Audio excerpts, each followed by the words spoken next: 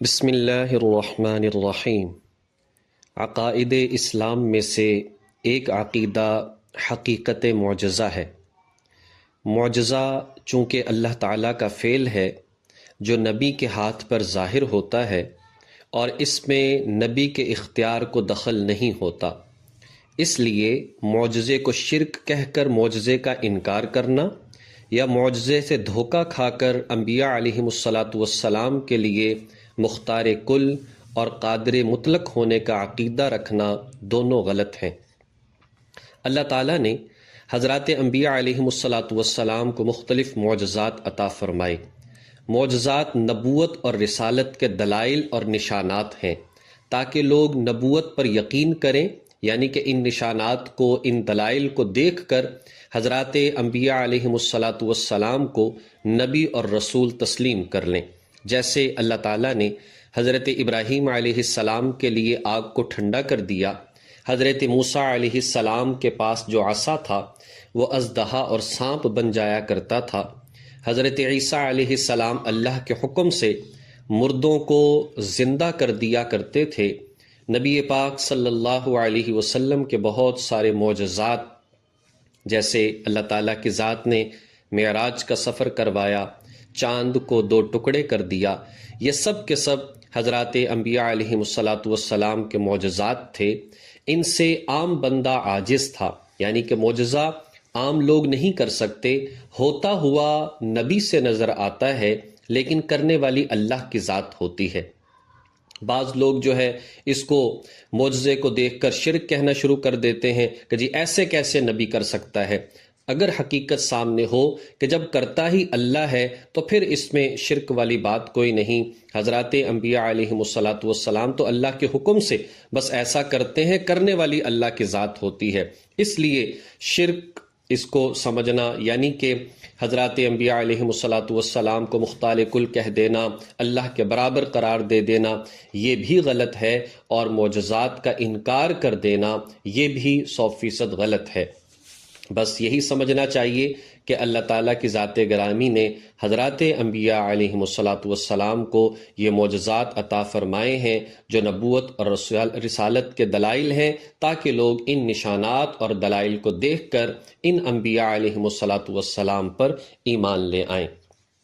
دوسری بات، مسائل کے حوالے سے، تیمم کے حوالے سے مسائل۔ تیمم کی مشروعیت جو ہے وہ تقریباً 5 ہجری میں ہوئی۔ اس کا سبب یہ تھا کہ غزوہ بنو مستلق میں حضرت عائشہ صدیقہ رضی اللہ تعالی عنہا کا ایک ہار گم ہو گیا، جس کی وجہ سے صحابہ کرام اور اسی طرح سے نبی علیہ السلام اس کو تلاش کرتے رہے، اور لوگوں کے پاس پانی بھی موجود نہ تھا۔ اب رات ساری گزر گئی، فجر کا وقت قریب آ گیا، اور قریب تھا کہ فجر کا وقت ختم ہو جائے، تو اللہ رب العزت نے تیمم کا حکم نازل فرمایا کہ مٹی کے ساتھ تیمم کر لیا جائے اور پھر اس کے ذریعے سے نماز کو ادا کیا جا سکتا ہے۔ تیمم کے 2 فرائض ہیں، ایک مرتبہ پاک مٹی پر ہاتھ مار کر سارے چہرے پر پھیر لینا، اور دوسری مرتبہ ہاتھ مار کر دونوں ہاتھوں کو کوہنیوں تک دونوں بازوؤں پر پھیر لیا جائے۔ تیمم کی شرائط، یعنی کہ جب تک یہ چیزیں نہیں ہوں گی اس وقت تک تیمم نہیں ہو سکتا۔ نیت کرنا اس کے اندر لازم ہے، اور اس کی وجہ یہ ہے کیونکہ مٹی سے ہم یہ تیمم کر رہے ہیں، اور مٹی کو اللہ کی ذات نے پاکیزگی کے لیے نہیں بنایا، اس لیے اگر انسان وضو میں نیت نہ بھی کرے تب بھی وضو ہو جاتا ہے، لیکن اس میں چونکہ مٹی پاکیزگی کے لیے ہے نہیں، نیت کریں گے کہ یا اللہ اس سے ہم پاکیزگی حاصل کر رہے ہیں۔ پھر یہ ہے کہ ہاتھوں کا مٹی کے اوپر پھیرنا یہ بھی ضروری ہے۔ اسی طرح سے جس چیز کے اوپر تیمم کیا جائے وہ مٹی کی جنس سے ہونی چاہیے، یعنی مٹی سے بنی ہوئی ہو، لہٰذا سنگ مرمر وغیرہ، پتھر اور اس طرح کی چیزیں، اور اینٹ، دیوار، ان سب چیزوں پر جو ہے تیمم کیا جا سکتا ہے۔ اور اس کے لیے شرط یہ بھی ہے کہ جی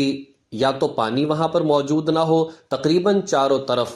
1.5 کلومیٹر، 1.25 کلومیٹر تک پانی موجود نہ ہو، یا پانی موجود ہو تو اس کو حاصل کرنے پر انسان قادر نہ ہو، یعنی کہ یا تو پیسے نہیں ہے کہ خرید نہیں سکتا،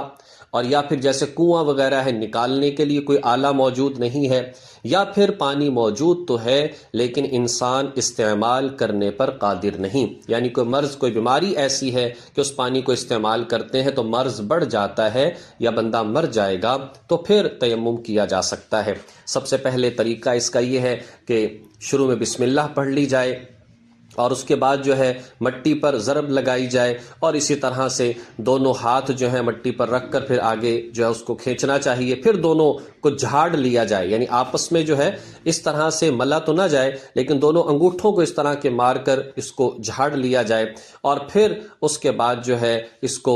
پھیر لیا جائے اعضاء کے اوپر، صرف چہرے کے اوپر اور دوسری مرتبہ بازوؤں کے اوپر۔ اس طریقے سے یہی غسل کا تیمم بھی ہے اور یہی وضو کا تیمم بھی ہے۔ غسل کی حاجت پڑ جائے تب بھی یہی طریقہ ہے، اور وضو کی حاجت پڑ جائے تب بھی یہی طریقہ ہے۔ اس کے لیے انسان پھر ساری عبادات، جو عبادات وضو کے ذریعے سے کی جا سکتی ہیں وہ تمام کی تمام تیمم کے ساتھ بھی کی جا سکتی ہیں۔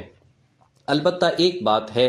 جیسے مثال کے طور پر پانی موجود ہے لیکن نماز جنازہ ہے کہ ظاہر ہے کہ وہ بعد میں بندہ اکیلا نہیں پڑھ سکتا، یا اسی طریقے سے نماز عید ہے کہ وہ اکیلا نہیں پڑھ سکتا اور ایک ہی مرتبہ پڑھی جائے گی، اور پتہ ہے کہ کہیں اور شاید موقع ملے بھی نہ، ٹائم نکل چکا ہے ہمارے علاقے میں، تو اس وقت فقہاء کرام فرماتے ہیں کہ تیمم کیا جا سکتا ہے پانی ہوتے ہوئے بھی، یعنی پتہ ہے کہ جی نماز جنازہ کی 4 تکبیرات نکل جائیں گی، اگر میں وضو کرتا ہوں تو فوراً تیمم کر کے اور نماز جنازہ میں شریک ہو جائے تو اجازت ہے۔ اسی طریقے سے عیدین کے لیے کہ دور جاتا ہوں وضو کرتا ہوں تو نماز نکل جائے گی، تھوڑا سا حصہ بھی نہیں ملے گا، تو انسان جلدی سے تیمم کر کے اور شریک ہو جائے تو اس بات کی اجازت ہے۔ لیکن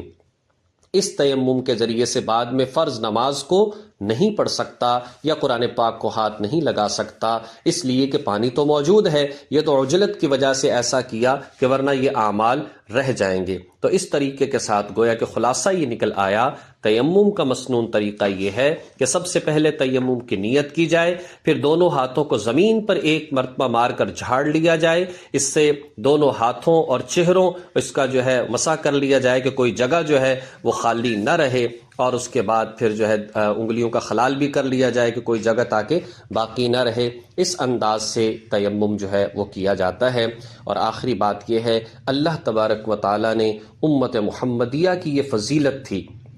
کہ ان میں اللہ تعالیٰ کی ذات نے یہ تیمم کا حکم دیا، جیسے بہت سارے فضائل آتے ہیں نبی علیہ الصلاۃ والسلام کی اس امت کے، قرآن پاک میں آتا ہے کہ یہ افضل ترین امت ہے، اور وجہ کیا ہے؟ تأمرون بالمعروف وتنہون عن المنکر، یہ نیکیوں کا حکم دیتے ہیں اور گناہوں سے روکتے ہیں۔ دوسرا، اللہ تعالیٰ کی ذات نے جمعہ کا دن اس امت کو دیا ہے، جمعہ تمام ایام کے اندر سب سے زیادہ افضل ہے، یہ اس امت کی خاصیت کہ اس کو ملا۔ اللہ کی ذات نے جو دین دیا وہ آسان ہے، اس امت کی خاصیت ہے۔ پوری روئے زمین کو اس امت کے لیے مسجد بنا دیا کہ جہاں چاہے پاک جگہ ہو نماز پڑھ سکتے ہیں۔ پوری روئے زمین کو اس امت کے لیے پاکیزگی کا ذریعہ بنا دیا کہ جگہ پاک ہو تو وہاں تیمم کیا جا سکتا ہے، پہلی امتوں میں نہیں تھا۔ اسی طرح سے مال غنیمت کو اس کے لیے حلال قرار دیا۔ اللہ تبارک و تعالی ہمیں ان تمام باتوں کو سمجھ کر عمل کرنے کی توفیق نصیب فرمائے۔